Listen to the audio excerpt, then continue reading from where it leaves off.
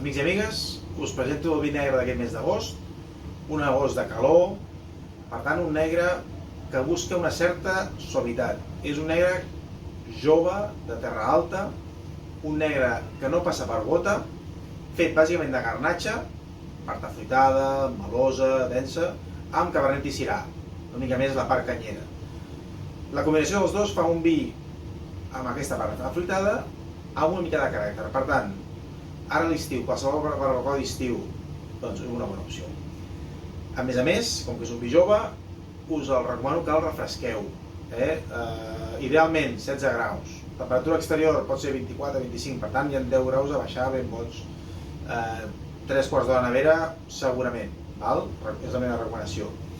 És un celler que treballa amb ecològic, que és de l'any 95 al celler familiar, que treballa amb altres vins seus, el Prohom Experientia, que potser el coneixeu. Aquest és el Prohom Conceptia, que no us he dit el nom, Conceptia anyada 2021. D'acord? Per tant, això ho trobem al sud de Catalunya, a les 3 hores d'aquí, zona calor, zona de maduresa, ho trobarem, però, com que és un vi sense criança, penso que amb prou amabilitat per aquest mes d'agost.